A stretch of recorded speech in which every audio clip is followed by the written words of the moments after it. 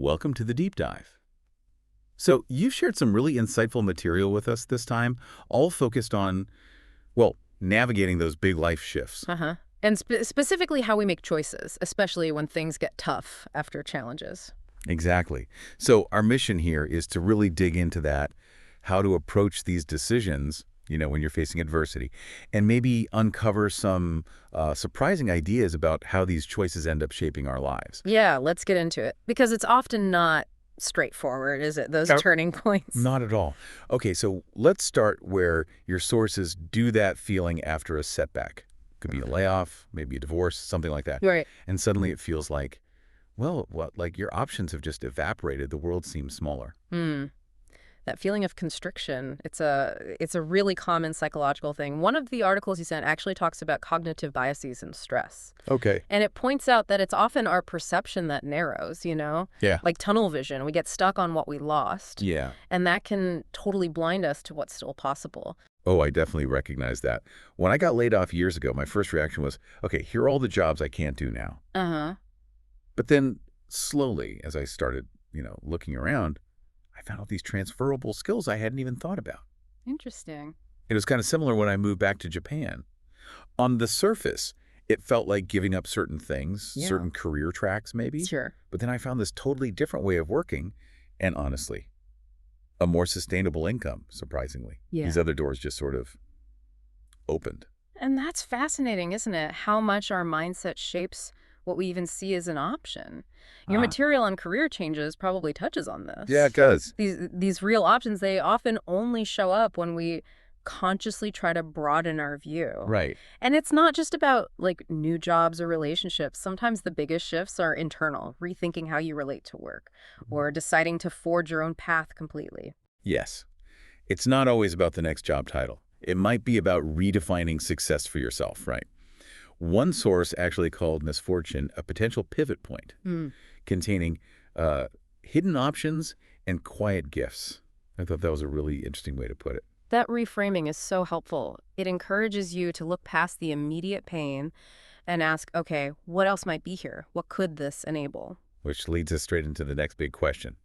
How do you actually make choices then in that uncertain space without letting fear take over? Yeah, the choosing part. That's often the hardest bit after a setback. So much uncertainty. Definitely. Your sources had some good frameworks for this. One was basically accepting that perfect options don't exist. Yeah, that's huge. We can get stuck looking for the guaranteed win, the choice with zero risk. Which is impossible. Totally impossible. Your decision theory reading probably mentioned that uncertainty is just part of the deal. Some people use that like 70% confidence rule. Oh, yeah. Tell me about that.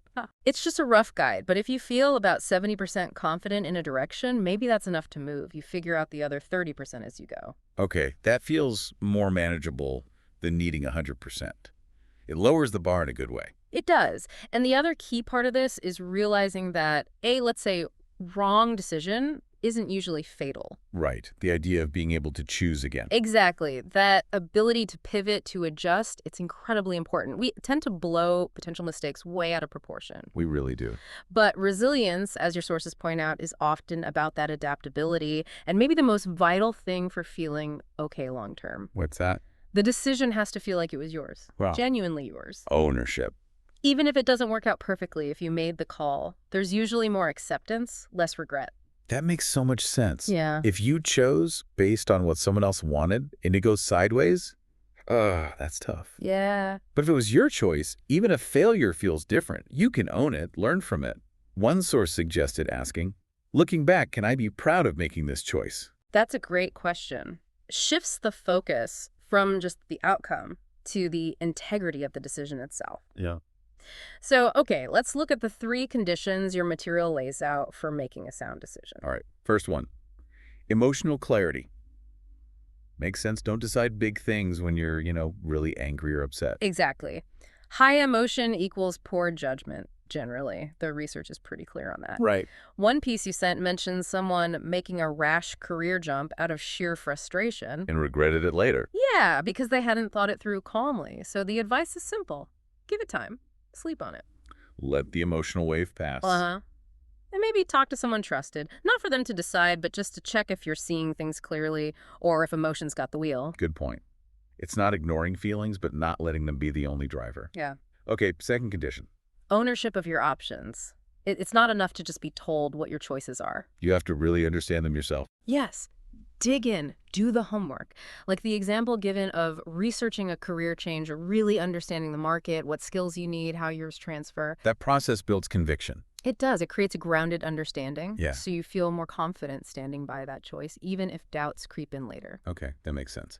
And the third one, honesty with your present self. This one Sure. felt important. It's tricky, isn't it? Because we get pulled by the past, by sunk costs, or by what we think our future self is supposed to want. Yeah. But this is about asking, what feels right? What do I genuinely want right now? Mm. Even if it means letting go of something comfortable or something that looks good on paper, that alignment with your gut, your internal compass, that gives a decision real staying power. So even if it's hard, that present moment honesty is key for making a choice you can live with. Absolutely. Now, something else really interesting in your sources was the focus on small choices, not just the big life-altering ones. Oh, right. The cumulative power of tiny decisions. Exactly. We focus on the huge forks in the road, but actually our lives get shaped day by day by those little, almost invisible choices. Like the examples given. Choosing to hold out for a better job fit after a layoff, instead of grabbing the first thing out of panic. Uh-huh. Or even smaller, how you react to a minor setback at work. Do you dwell on it, or do you try to learn something? Right. Or choosing to rest instead of pushing through when you're exhausted. Those things add up.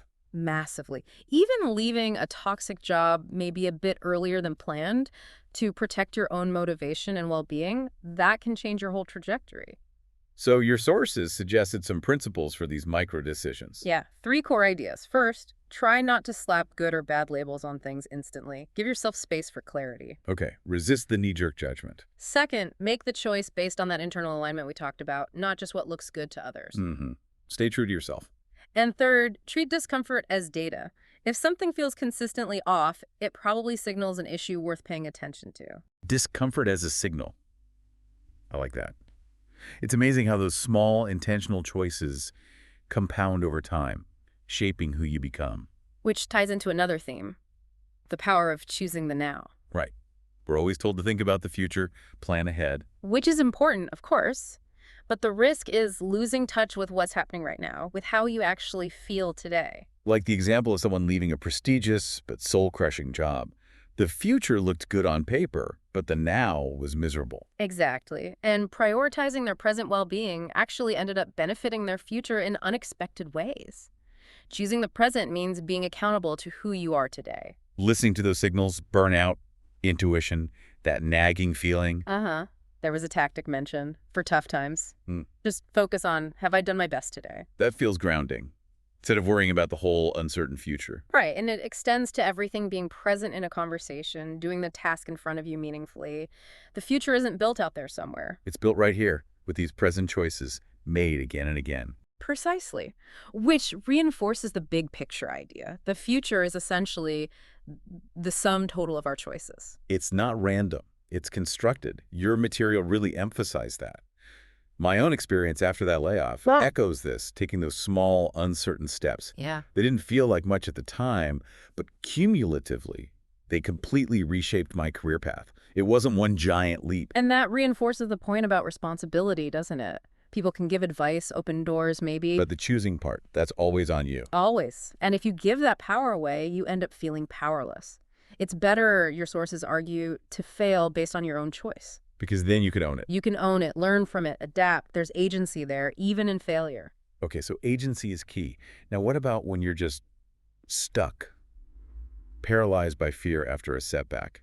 Your material addressed that too. Yes, that paralysis is so real. The fear, the uncertainty, it can just make you want to freeze. But the insight was that fear actually grows when you stand still. Right. Inaction breeds anxiety. The gap between what you imagine might go wrong and reality just widens. One piece mentioned losing more confidence from just not moving than from the actual setback itself. I can believe that. So the counter is commit to one small step. Just one. Doesn't matter how small. Doesn't matter. Update one line on your resume. Research one company. Make one phone call. Anything to break the stillness. Because action starts to fill that void where anxiety lives. Exactly. And you start gathering real information, not just imagined fears. There was that story about someone applying for a job that seemed like a total long shot. And they got it. Well, it turned out to be a perfect fit, unexpectedly. It shows how just acting broadens your view, opens up possibilities you wouldn't have seen otherwise. Through conversations, new environments, just putting yourself out there. So the goal isn't like not feeling fear, it's about acting with the fear. Moving anyway. Even tiny movements. Yes.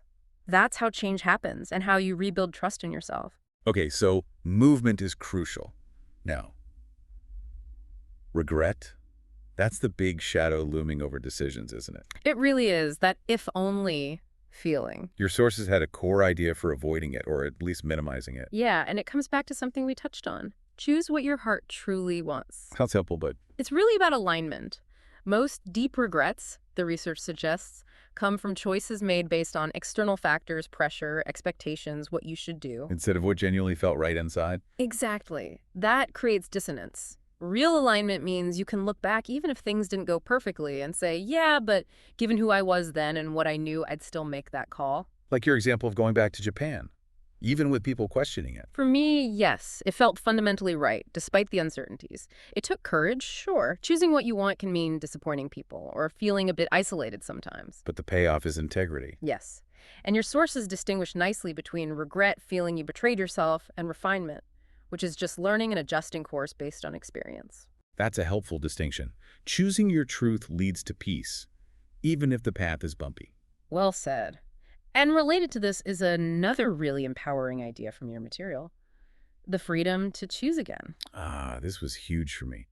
Breaking free from that feeling that decisions are permanent, irreversible mistakes. It's such a common trap, isn't it? Believing one wrong turn ruins everything.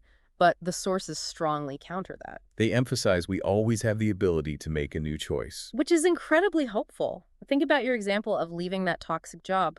Worried about the resume gap, right? Really? But you chose to leave and it led somewhere better. That experience can change your whole approach. Like, okay, every situation I enter, I need to know there's an exit path if needed. It stops you from feeling trapped. That belief that I made this bed, now I must lie in it, that's so rigid. Terribly rigid. Just knowing you could pivot, even if you don't need to right now, creates so much mental space. So what attitudes help us use this freedom well? Two main things came through. One, accept imperfection. No choice is perfect. No situation stays static. Two, don't beat yourself up if you need to change course. Reframe it. Exactly. See recalibration not as failure, but as self-awareness, as smart long-term thinking. Adaptability is a strength. So as long as we can choose again, no setback is truly final. That's the message. Which brings us to the final point.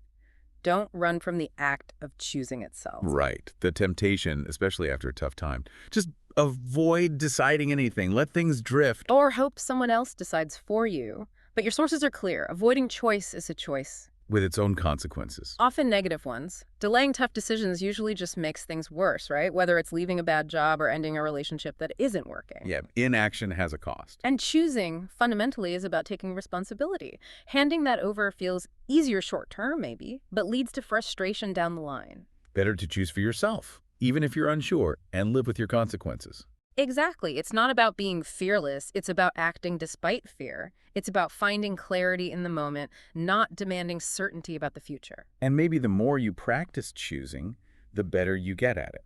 That seems to be the idea. You build confidence, you learn to trust your intuition, you get better at listening to yourself and acting with intention. So ultimately, choosing is the path to freedom, living on your own terms. And having the power to begin again when you need to. Okay, let's quickly recap the core ideas from your material. We saw how crucial it is to widen our perspective after a setback, to see those hidden options. And we looked at mental frameworks for choosing, without fear accepting imperfection, knowing you can choose again. Then the 3 conditions for a sound choice: emotional clarity, owning your options, and being honest with your present self. Right. We talked about the huge impact of small, daily choices and focusing on the present moment. And the fundamental idea that our future is built by the sum of these choices, big and small. Plus, the need to move when we're afraid, because action combats fear. And the key to minimizing regret: choosing what truly aligns with your inner self. And finally, embracing that freedom to always choose again and understanding why we shouldn't shy away from the act of choosing itself.